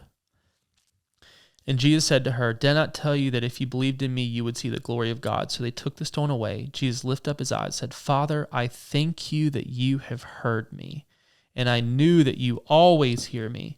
And I said this on the account of the people standing around, that they may believe you've sent me. And when he had said this, he cried in a loud voice, Lazarus, come out. The man who died came out, his hands and feet bound with linen strips, and his face wrapped with a cloth. Jesus said to them, unbind him and let him go. He was so moved, right? And they needed this faith. And I love this prayer because this prayer is such a pillar to stand on. 1 chapter later, chapter 12, 6. This is the last moments, right, of Jesus. I mean, some of the last moments of Jesus being alive. I mean, you're talking about right up before some like the crucifixion. Some of these last days. It says 6 days before Passover, Jesus therefore came to Bethany, where Lazarus was, whom Jesus has raised from the dead. So they gave a dinner for him there. I love 2 words. Martha served. Lazarus was reclining at the table with him. So where is sweet Martha? Still serving. Still doing. We want change out of life, but you're going to get the change by being at his feet during these times. This is a mountaintop moment. I mean, they have made it through the valley. They went from eating with Jesus, mountaintop moment, through the valley with Lazarus' death, through the flood in the valley with Jesus not returning, back up to this mountaintop miracle. And there is poor Martha still missing it. And I don't want to miss the miracle on the mountain, but you do that by not missing the valley. And it says, then Mary, therefore, took a pound of expensive ointment made from pure nard and anointed the feet of Jesus and wiped his feet with her hair. And to me, like this will make me cry if I read about it too much. I think this is one of the most beautiful stories in all of Scripture, was Mary anointing Jesus' feet, crying and weeping and wiping his feet with her hair. It's one of the most beautiful scenes of all of Scripture. I want to love like that. I want a spouse that loves like that. I want to be a husband that loves like that. I want to love people like that. Mm-hmm. I want to love Jesus like that. You're talking about utter act. And I thought, man, and Judas even says, do you not know the cost of the ointment? This could be sold for 300 denarii. And I thought, no, Judas, do you not know the cost of the oil to Mary? I love it. We always say it takes such humility. Man, she had been at his feet the whole time, right? Her at his feet was actually just a position that she was used to. It was a position that she had wired her brain to be in. And I thought, no, the true cost of the oil. And some people speculate Mary was a prostitute before. Some people speculate she lived a rough life. She's a sinner. You know, if he had known, Jesus had known what sinner he was with, what sinner was touching him, right? It doesn't matter what her past was. Her past doesn't define her. What matters was she had lived through some broken valley moments, I'm sure, based on how she's described in Scripture. We know it even with the death of Lazarus. We don't know the cost of the oil, the cost of the brokenness that Mary had lived through, the depth of the depravity, the misvalue, the brokenness, the hurt. We don't know the cost of Jesus transforming her at his feet as a disciple. That is truly the cost of the oil. And we see this beautiful moment. But why was it so easy for Mary? It's because she had already been there. She had that position. She had that heart position. She had that mind position. She had that body, position. And so for me, I said, moving forward, birthing means pain, and we want a new life. We want change. We want growth. We want a new harvest. And it's going to come with some pain. It's going to come with, you're going to find that new life in that valley. The battle's going to be along the journey. So enjoy the ride. Right? The journey is going to be your future testimony. So journal your journey. I think so many of us don't journal our testimony for the future. But our testimony is so important. Our testimony stands to strengthen others, to say, hey, he did it for me. You're speaking almost in the prophetic. He did it for me, and by God, he's going to do it for you. He can do it for you. The valley does not define your identity. Mary wasn't the broken person that she was. It doesn't define your identity. But it's the time that makes your identity what he says it is, rather than what you or your past or others or your present says it is. I entered valley seasons very broken, yet he says that we're a mighty warrior. And so he uses that valley season to train you into that reality. But have double-fisted faith. Acknowledge the truth about your storm and the truth about the destruction. See it for what it is. Don't lie to yourself.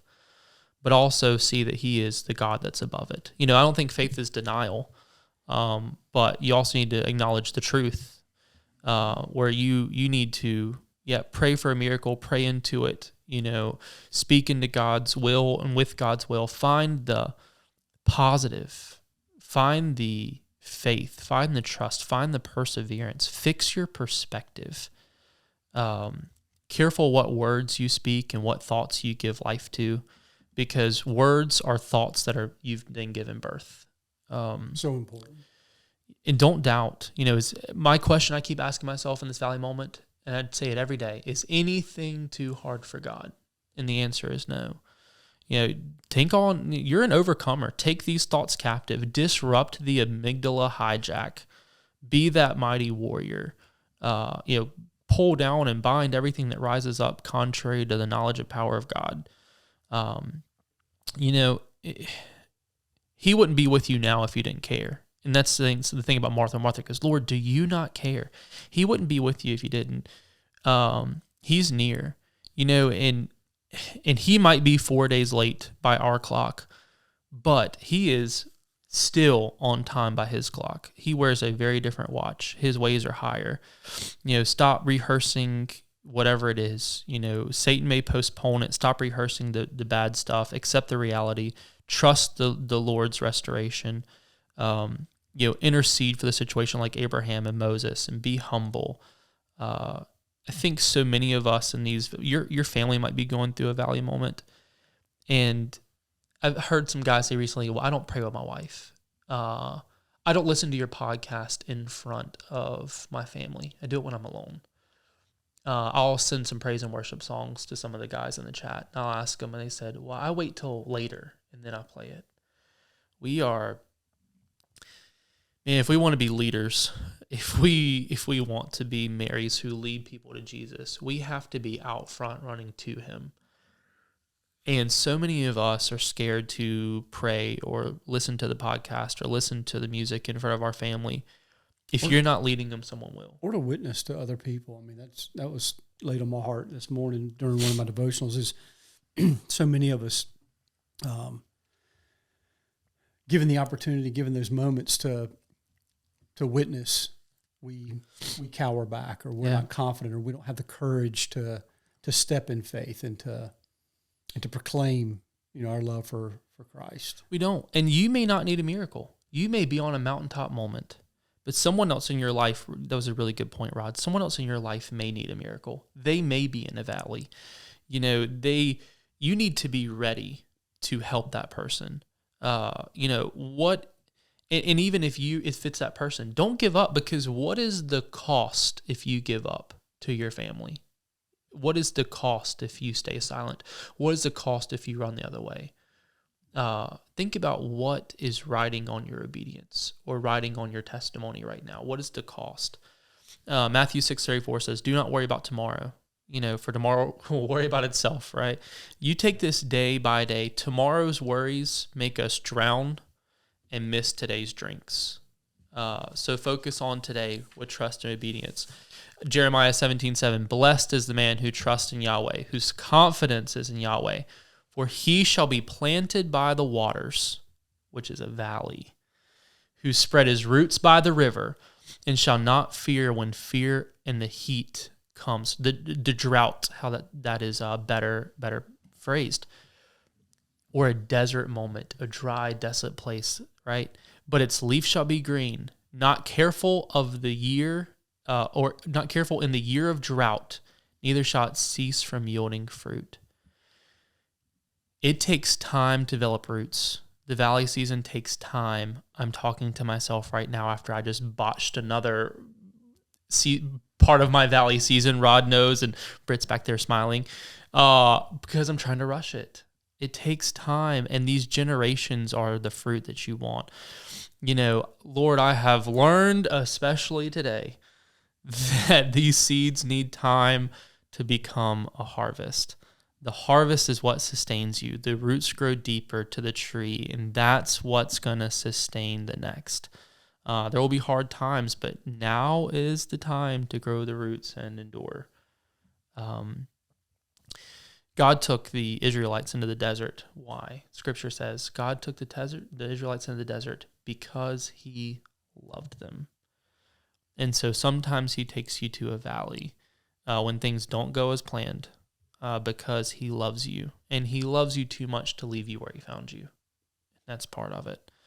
I was real scared my whole life with relationships and control and validation and running from one thing to another. And I'm finally in a season where I'm trying to break that. And that's hard.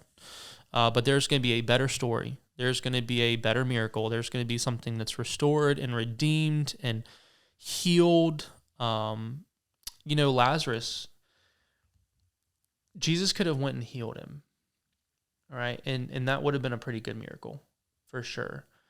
But when Jesus resurrected him, raised him, he also healed him from what killed him. We don't think about that, where there's so many miracles in these little moments where it's even greater than we can picture. It's greater than we can imagine. And I just love it. I love in John where Jesus really didn't give Martha and Mary what they wanted. He didn't give them. And you say all the time, I praise God he didn't give me everything that I wanted, and he doesn't reply to need, he replies to faith, and he gave them something better. How many millions of people has used this story as pillars of their faith? And, Mary was still sitting and Martha's still running, both doubted, but, Mary waited to be called, and I don't want to miss these moments in God. Where I miss being at the feet. She had spent time there. The cost of the it wasn't the money that she cared about. It was those long nights, those tears, those fears, the shame of her past, the hurt, the mockery, the life that she was transformed from is what led her from that broken place to the adoration, love, and devotion that she was able to show. A place of restoration. It is. Yeah. That's such a good word. A place of restoration. So be overwhelmed with his supremacy. Fix your eyes on his character. Sit at the feet during these valley moments. Let him prepare a table. Let him mend your cup. My verse that everyone kept confirming to me over and over in this season is Exodus 14:14. The Lord will fight for you. You need to be still. Let me tell you, I botched it again today, but it's because I did, right? You give the enemy permission through your disobedience. You give the enemy power, right? God's trying to work your story. Now, is anything too hard for God? No, it can be redeemed tomorrow. But God will put you in a place where you need to sit down and be still. Where I want a life devoted. So many people die hoping, and I want to die knowing, right? They die hoping for Jesus or hoping, but I want to die knowing, and he has looked out for me, I can tell you, beyond my wildest dreams. The curveballs, the timing, the changes, the breakthroughs, the breakups, I mean, even now, dealing with a lot of my Valley season, man, every class is sold out. God's provide. I don't have to try to push and social media and marketing. I can spend my time at his feet. And he's just orchestrated so many beautiful things. You in my life, Britt in my life. He is so good to you and to me. And through that goodness, we sit at his feet and go and just be discipled. And the heart of Jesus swells us. I have one thing anything you want to add before I read? No, I mean, it was just it's a beautiful story. It really is. I think one question I think we all need to ask ourselves is, am I more inclined to be like Martha? Am I more inclined to be like Mary? And I think that's an introspective thing, just to know yourself. One of the things we talk about often, particularly in classes, is know yourself, seek self-improvement. So I think continuing to allow yourself to grow and to always give God room to be God. I think that's so important, no matter what season you're in. Yeah, for sure. And I'm such a Martha, and I'm trying so hard to be a Mary, because the Mary is the good portion. So I'm going to read a couple pages out of a book. It's like 3 pages. And as I finished this book last week, Rod can see, this is the way, this is the way, this is the way, right? The Spirit just kept confirming this over and over and over to me. I said, in this season, this is the way. And I have Mary and Martha written in the margins. And it says... And the title of the chapter is, What Now? What Now, right? This is from the book Deeper by Dane Ortland. He also writes Gentle and Lowly. It's my favorite book. Deeper is probably my second favorite book, but I just finished this last week, and I thought the divine timing where he takes care of me and the divine synchronicity. There's no coincidences in God. So I'm going to read this to you, and I want you I'm going to read it slow. I want you to think and ponder on it. And it says, the deepest secret to all of this, look to him. Set your gaze upon him. Abide in him, hour by hour. Draw strength from his love. He is a person, not a concept. Become personally acquainted with him. Minute by minute. This is the way. Be a Mary. It says, Christ grows more precious every day, and to know the heart of his love. Look to Christ. You will grow in Christ as you direct your gaze to him. If you take your eyes off Jesus and direct your gaze on your own growth, it will prevent the very growth you desire. And I said, take your eyes off of self and onto him, apprentice under the rabbi versus being self-taught, was what I added. And it says, the best advice I can give, abide and experiment and look unto Jesus. It is the duty, the privilege, the safety, the unspeakable happiness, all comprised in one sentence. Looking unto Jesus is the object that melts our soul into love and gratitude. Because it's taking our eyes off of him and putting on the one who is love, who is acceptance, who does cherish you, who does love you unconditionally. It's the heart that we're supposed to follow. And I said, in order to find love, you must first find him, for he is the good portion, was what I wrote in the margin. And it says, this is my goal. The impulse of the heart, looking to Jesus. And I said, that's your instant reaction. Your reaction needs to be looking to Jesus to better have a response. If you look to him, everything else is footnotes. All will fall into place. If you do not look to Jesus, no amount of techniques or strategies will finally help you. It will all be for nothing. Peel back every layer of distraction and look unto Christ. Simplify your heart in all of its cares. Look to Christ and his overflowing heart. I said, so we need to walk and let his heart overrun. Rest with him. Be devoted, not distracted. He is the one thing. And it says, we need to see who the real Jesus is, collapsing into his arms and continue to do so all of our lives long, as those united with him, drinking down his undeserved love and full legal exoneration based on his own finished work, being therefore freed to walk in the light, to receive the anguish of this life as a gentle hand of God helping us rather than punishing us, seeing the love of Christ by inhaling the Bible and returning our love through exhaled prayer. And I said, you need to be drinking instead of drowning. And it says, then we can actually experience the love of heaven through the indwelling Spirit. Be astonished with the gracious work of Christ, proven in his atoning work in the past and his endless intercession in the present. And I said, Exodus 14:14, let him fight for you. Be still. Receive his unutterable love for sinners and sufferers. Stop resisting. Let him draw near to you and gaze upon him. Be like Mary is what I put in the margins. Don't miss it. Sit at his feet and be discipled. And it says, as you do, transformation will come in the back door. If you try to change for simply change's sake, you can only change your behavior. You can't change your heart. Mere behavioral change isn't change at all. Peel your eyes away from yourself, even your change or lack thereof, and ponder Christ. Commune with him.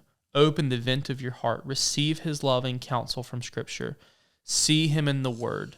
Look at him and stare. And I wrote in parentheses, and stay.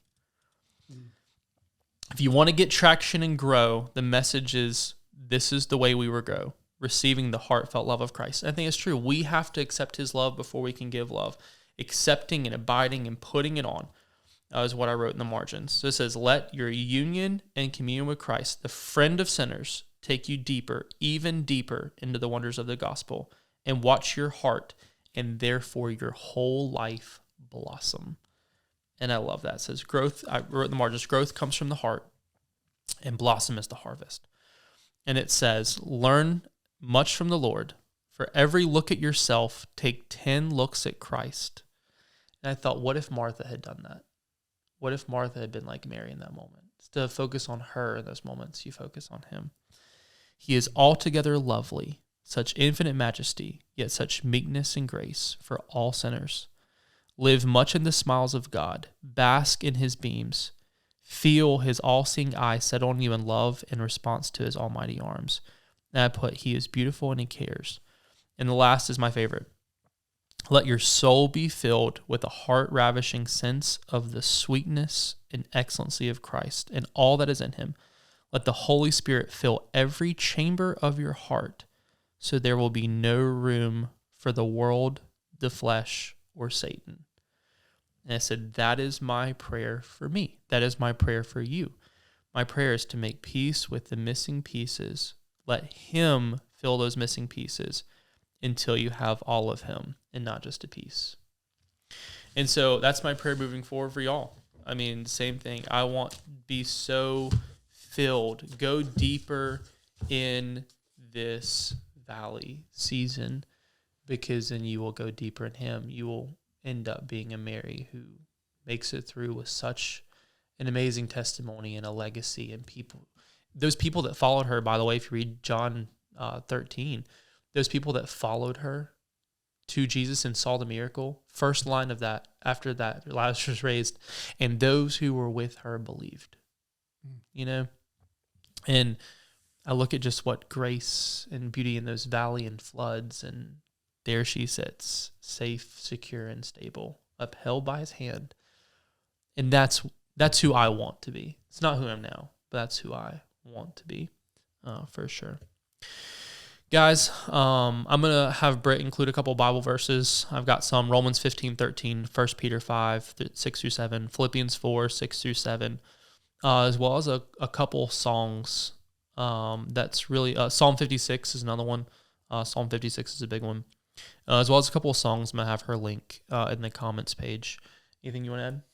No, I mean, just what a great read that was. I mean, the one thing that just really stuck out was peeling back every layer of distraction. Yeah. And I think if, as I listen to you say that, I'm thinking, what are the layers of distraction that I have in my life currently that are keeping me from being who God wants me to be, keeping me from being, the best husband, the best father, to the best friend, but just really looking introspectively, not that I'm criticizing myself, but lifting myself up, encouraging myself, loving myself. So I would say that to everybody. It's just encourage yourself, lift yourself up, lift up and encourage those around you, and love yourself. Yeah.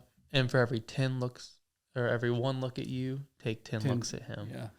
That's a big one, because it's find out what he says about you. Yeah. What the word says about you. You are cherished and loved and predestined and chosen and desired and forgiven and righteous and justified and blessed and valuable in his delight, complete. You're light. You're capable. You're an ambassador. You're a conqueror. You're gifted. You're favored. You're pleasing. You're a new creation. You know? So good. And that's how you're going to make it through the valley. That's how you're going to make it through the flood. It's how you're going to get the miracle. Deeper faith for a deeper time. You know? Be still and listen. Celebrate the valley. Oh, yeah. All right, guys. Until next time, we'll see you on episode 21.